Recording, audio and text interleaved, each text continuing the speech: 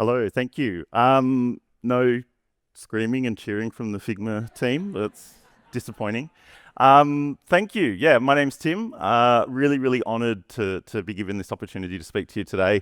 My topic is avoiding enshittification.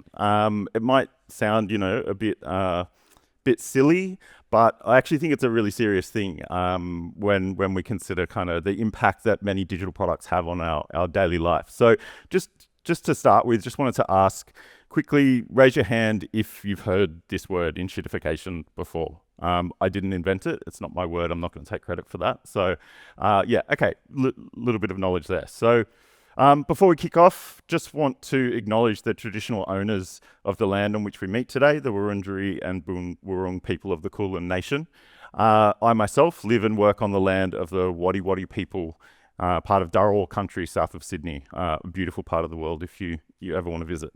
I'd also like to pay my respects to elders past, present and emerging. So yeah, just to start with, a little bit about me other than I like those sandwiches. That logo is, yeah, in a fun spot. My name is Tim. I'm a group product manager at Your ABC. All opinions today are mine and I'm not here, I am representing the ABC, but they are not the opinions of the ABC. I didn't have to say that legally either. So I've worked in media, in digital for 25 years, had a variety of roles across content, marketing, sales, business, and now find myself in product. Have always worked in media. So yeah, if you kind of put me behind a desk at a bank or a health fund and told me to do product there, I'd probably just kind of freeze up and not move very well.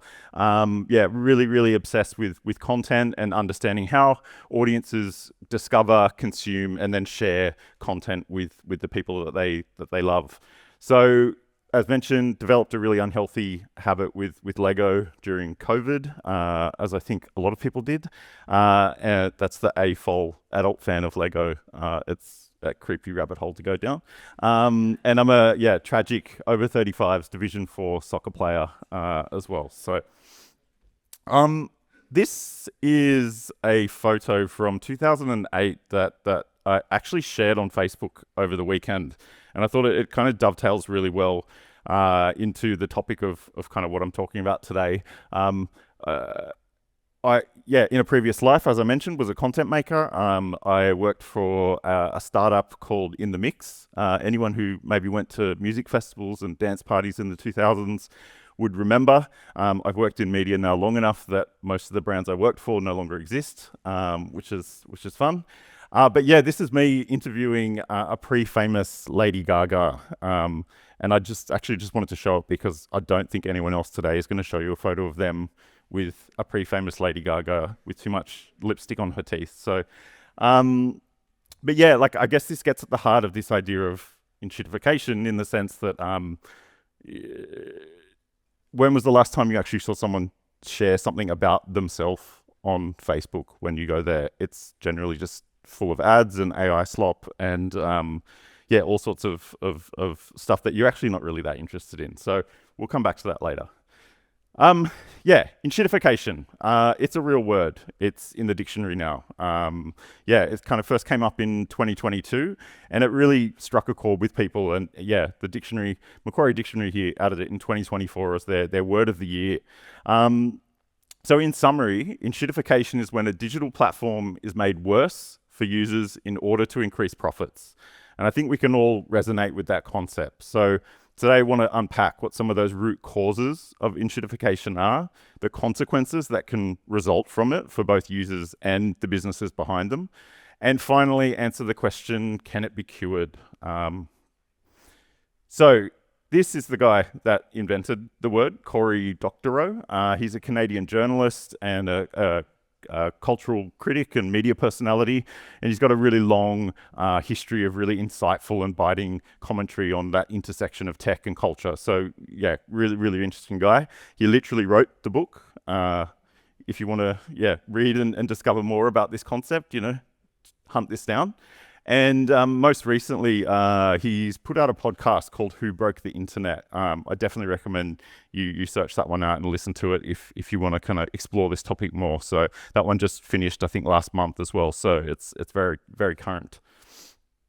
Now, Corey, we're on first name basis.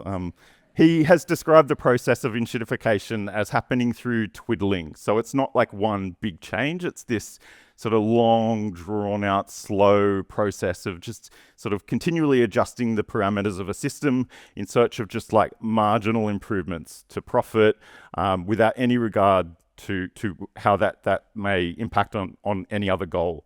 So it's usually not one single update or feature that tips the scale. It's death by 1,000 cuts. So a lot of people consider that enshittification is a form of rent seeking. So, that's when companies aim to extract more and more value from your users without adding any new value in return. So it's, this idea about squeezing and not serving.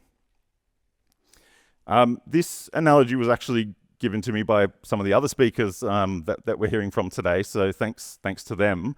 But yeah, just kind of wanted to, I guess, bring the idea of enshittification to life through this tortured, toxic relationship analogy. So anyone who has been in a not so good, tortured romantic entanglement may consider that, it starts with love. The product, it's very charming, it's useful, it's respectful, it gives you a lot more than it takes. It's fast, it's free, it's generous, you feel valued, and maybe you even feel a little bit spoiled. The second stage, neglect. So, that attention, it starts to fade. The support that you get, it slows. The relationship, it's really starting to feel like very one-sided. Features are disappearing, ads are sneaking in, and the priorities are definitely shifting. So the product is no longer listening to you. It's no longer maybe improving, and it's really just coasting on your loyalty. The final stage, complete exploitation. So the product, it's now openly extractive. Users, they're no longer a partner. They're a data source. They're an ad target, and they're a wallet for pulling money out of. So any friction that reduces profit, it just gets immediately dialed down, and anything that might give a glimmer of hope to increase revenue, that's what gets amped up. So no matter the cost to the user experience. And generally, just like a toxic relationship, you probably don't leave immediately. You stay, you're hoping it'll get better until finally one day, hopefully, you walk away. I'm going to go way deep on all the analogies here. So just a quick, actually, I'm not even going to ask you to put your hands up, but I'm going to assume that everyone here today either works in product, has worked in product, or has ambitions to work in product. So you probably understand and know firsthand that, a product manager's core job is to balance the user needs with business objectives. So, not blindly serve one at the expense of the other. So, there's you, the product manager, Homer, in the middle with the devil and the angel on your shoulder. It's not lost on me the irony that I work for the ABC, a non-commercial organization, and I'm here kind of lecturing you on how business is bad and user needs are good. So, I'll save you that. But, a great product manager lives in that tension between making decisions that create value for the user and not through the user. So, being able to play in that area in the middle is kind of where you're going to find your best work. So yeah, back to that idea of, devil and angel. Maybe this isn't the best analogy, so I'll go with another one. Inside you, there's two wolves meme. I love this format. So, equal user needs and business objectives. So, you're there, you're in perfect harmony and balance. But of course, where is the actual product manager in this? Maybe you're the moon. Don't know. So maybe this isn't the best visualization either. So this is the one I'm arriving at. If you have not looked at Indian military parade acrobats on YouTube, go down the rabbit hole. It is a huge time suck. So this is, does your product successfully meet the needs of a well-defined market? Does it solve a problem? Do you have a strategy for achieving growth? Possibly more important, is there a model for revenue, for actually generating revenue? How competitive is the market that you're entering? What's your cost base? Are you acquiring new users faster than you're losing them? Are you pushing a new technology that people need to adopt? Are you compliant? Have you got policies in place for data, privacy, security? It's all kind of too much. There's you, the product manager, in the middle, holding on for dear life. Georgia said it really well just before. It's chaos, but it looks beautiful. So, building a sustainable product, and by extension, being a good product manager, it's really, really, really hard. I think we can all agree with that. It is hard, but it's not impossible, and that's kind of why we get out of bed in the morning and do this. So how can we ensure we don't find ourselves entering that territory, enshittification? So I'm going to take a couple of minutes now just to explore some of those more obvious examples of enshittified experiences. And the best part of this, or possibly the most depressing, is that you've probably got most of these on your phone with you today. So even though we were told no photos, no video, turn your phone on silent, I want everyone to take out their phone, please. Indulge me. Unlock your phone, go to your home screen, look at your apps, take a little quick scroll.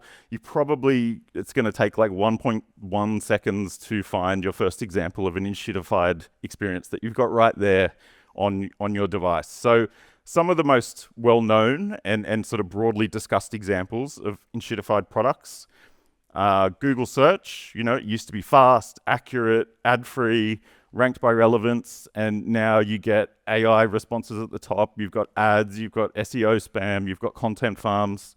I don't think I'm the only one that sort of amends every search that I do now by adding Reddit or Quora or something else so that I can kind of actually find something that I want.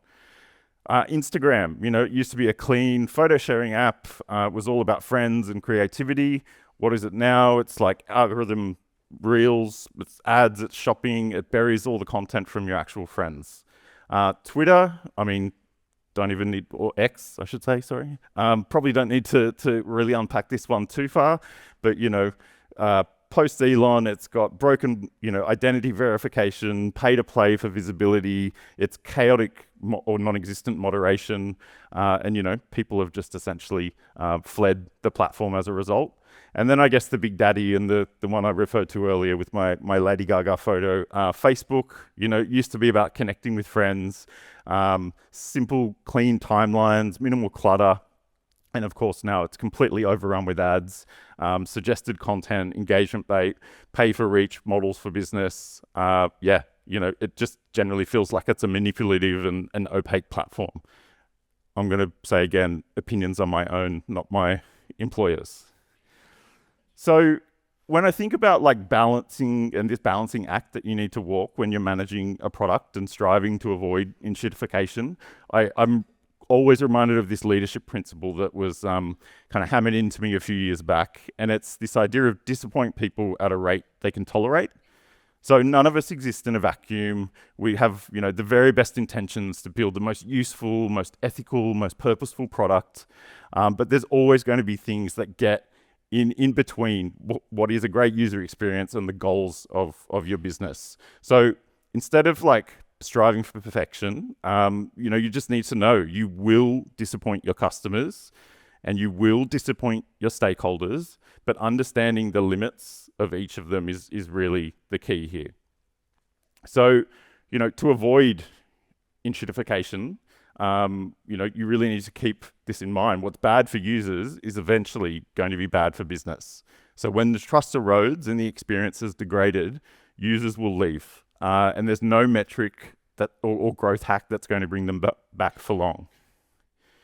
So to avoid that trap, I've kind of broken this down into two areas. So one is for business and one is for users. I'm running out of time, so I'm just going to kind of race through these really quickly. But, prioritize long-term trust over that short-term gain you get from a quarterly bump. You might want to focus on subscriptions over surveillance. So really that value exchange, flipping the kind of dial on that. Don't over-optimize your funnel. So if everything is a KPI, the experience just generally becomes a chore. And build for use, not just for growth. So make your products useful. Don't just make them, like something that people use because they are engaged. Involve real users early and often. Huge fan and advocate for research and sort of speaking to customers.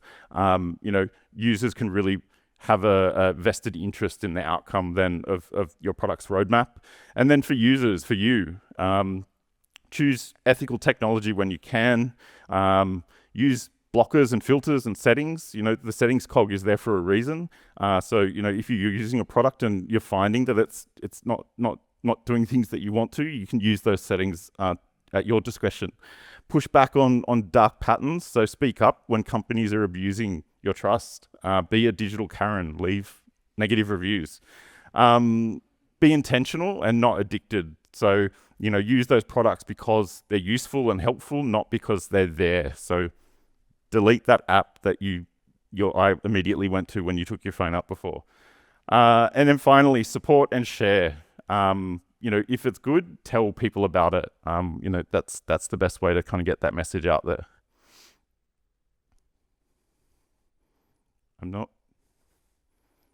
Here we go. So, what about if things have gone off the rail for your product? Is it possible to get things back into a good place? And can you make things truly great again? So enshittification happens when a company loses sight of who they're actually building their product for. And reversal will start the moment that they remember that. You definitely can reverse the damage. So a couple of examples here of that. So you can go back. Enshittification isn't always permanent. Many users are forgiving, and if you show that you're listening and making change, that can actually form an even more meaningful relationship with your customer as an example, or as a result. So Reddit, a good example here. A couple of years ago, they introduced a policy around they were going to start charging for use of their API. Had a huge amount of pushback from their audience, and they actually reversed that decision and built a more meaningful relationship with their user base as a result. The second is to talk to your customers and actually listen to them. So, embed listening into the culture of your product teams. Show how users, show how their input actually shapes the roadmap as well. And if they see themselves in if users see themselves in your product, they're going to fight for it as well. So, example here, Slack in its earliest days, they built that product out of continuous user engagement and involvement and customer feedback, not just from kind of looking at analytics and results. Policy and regulation. There's generally this view that it's that's the rules of the game are there to sort of be skirted and navigated around. So I actually think here you can instead embrace those guidelines. So compliance, it's not just about that navigation of red tape. It's about understanding that users now have a growing expectation of privacy and of transparency. And example here is Apple. They've really built through the app tracking transparency, ATT, that made privacy really a brand value for them, and it wasn't just a checkbox. So how can you actually use regulation and policy to talk about your brand and sort of signify those values more meaningfully? The fourth one is to disrupt yourself first and disrupt yourself often. So, you really need to explore So you need to explore new business models.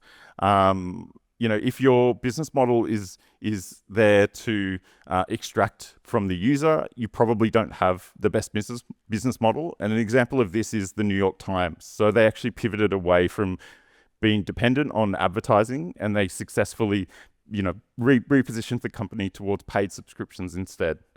And then final one here is reinvest in the human touch. So I know we're all kind of hurtling down the path towards AI, but Klarna here, most recently, they reversed the decision that they made to actually fire all of their customer service agents and replace them with AI. And the response from their customer base as a result has been hugely positive. So, automation is great until it isn't. So AI and bots, it should not, replace humans. It should support them. So just to summarize, 3 golden rules to hopefully avoid enshittification. The first one, listen to your users, not just your stakeholders, and vice versa. You need to listen to them both. Perfect balance is a myth, so aim for just slightly off kilter. And finally, you need integrity, you need empathy, and you need to give a shit. Thank you. And